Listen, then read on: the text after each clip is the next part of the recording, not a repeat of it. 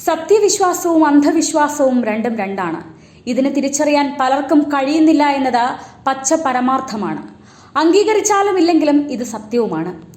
സത്യവിശ്വാസം വേണം, എന്നാൽ സിംഹഭാഗവും അന്ധവിശ്വാസികളാണ്. ഉദാഹരണത്തിന്, കൃപാസനം മാസിക എടുത്ത ശരീരഭാഗത്ത് എവിടെയാണോ രോഗമുള്ളത് അവിടെ വെച്ച് കിടന്നുറങ്ങിയാൽ നേരം വെളുക്കുമ്പോൾ സൗഖ്യം കിട്ടുമത്രേ. അനേകം ആളുകൾ ഇതിന്റെ പിറകെ പോയി. എന്നിട്ട് ആരെങ്കിലും സുഖം പ്രാപിച്ചോ? അത് മനുഷ്യ മനസ്സിനെ നിയന്ത്രിക്കുന്ന സൈക്കോളജിയിലെ ഒരു ടെക്നിക്കാണ്. മറ്റൊരു വിധത്തിൽ പറഞ്ഞാൽ ബ്രെയിൻ വാഷിംഗ്. ഭാരതമല്ലാതെ ലോകത്ത് മറ്റൊരു രാജ്യത്തും ഇത്രമാത്രം അന്ധവിശ്വാസികൾ ഉണ്ടെന്ന് തോന്നുന്നില്ല. ദൈവം തലച്ചോറ് തന്ന് ബുദ്ധിയുള്ളവരായി വളരുവാൻ അനുവദിച്ചത് ബുദ്ധിയെ ശരിയായ രീതിയിൽ ഉപയോഗിച്ച് മാനവരാശിക്ക് ഉപകാരപ്പെടുമെന്ന, നന്മ ചെയ്യുന്ന, പരസ്പരം സ്നേഹിക്കുന്ന, സഹായിക്കുന്ന, മറ്റുള്ളവരുടെ വേദനയിൽ പങ്കുചേർന്ന് അവരെ ആശ്വസിപ്പിക്കുന്ന, കരുതുന്ന, ചേർത്ത് പിടിക്കുന്നവരാകാനാണ്. ഈ അടുത്ത സോഷ്യൽ മീഡിയയിൽ ഒരു വൈദികന്റെയും ഒരു സഹോദരിയുടെയും വോയിസ് ക്ലിപ്പുകൾ പ്രചരിച്ചിരുന്നു. രണ്ടിന്റെയും ഉള്ളടക്കം ഏതാണ്ട് ഒന്ന് തന്നെ. ഈ വൈദികൻ പറയുന്നത് പാത്രിയാർക്കീസ് ദൈവമാണെന്നാണ്. സത്യവിശ്വാസമുള്ള ഒരു വൈദികന് അങ്ങനെ പറയുവാൻ സാധിക്കുമോ? അപ്പോൾ 10 കൽപ്പനകൾക്ക് അദ്ദേഹം ഒരു വിലയും കൽപ്പിക്കുന്നില്ല എന്നല്ലേ അർത്ഥം? വിശുദ്ധ കുർബാനയിൽ പരിശുദ്ധനായ ഏകപിതാവും പരിശുദ്ധനായ ഏകപുത്രനും പരിശുദ്ധനായ ഏക റൂഹായുമല്ലാതെ പരിശുദ്ധനില്ല എന്ന എല്ലാ കുർബാനയിലും സത്യം ചെയ്ത് പറയുമ്പോൾ പാത്രിയാർക്കീസിനെ ദൈവമെന്ന് വിളിക്കുന്നത് ദൈവത്തെ അവഹേളിക്കുന്നതിന് തുല്യമല്ലേ? ഇത് സത്യവിശ്വാസമോ അതോ അന്ധവിശ്വാസമോ?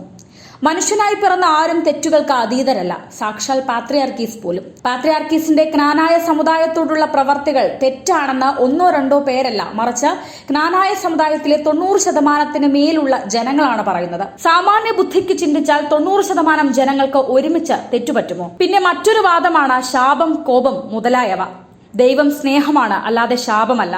യെരുശലേം ദേവാലയത്തിൽ നടക്കുന്ന തോന്നിയവാസങ്ങൾ കണ്ട് സഹിക്കവയ്യാതെയാണ് യേശു ചാട്ടവാറെടുത്ത് പ്രയോഗിച്ചത്. തെറ്റു ചെയ്യുന്നവരെ സ്നേഹം കൊണ്ട് തന്നിലേക്ക് അടുപ്പിക്കുവാനും നേരായ മാർഗത്തിൽ നയിക്കുവാനുമാണ് യേശു കാണിച്ചു തന്നത്. അതുകൊണ്ട് മനുഷ്യനായി ജനിച്ച് പിന്നീട് പട്ടത്വം സ്വീകരിച്ച അൽമായരെ പോലെ തന്നെ വികാര വിചാരങ്ങൾക്ക് അടിമകളായവർ തെറ്റു ചെയ്താൽ കണ്ണും പൂട്ടിയിരിക്കണമെന്ന് പറയുന്നത് ബുദ്ധിവികാസമുള്ള ആരും അംഗീകരിക്കുകയില്ല. അങ്ങനെ ചിന്തിക്കുന്നവർ അന്ധവിശ്വാസികളാണ്.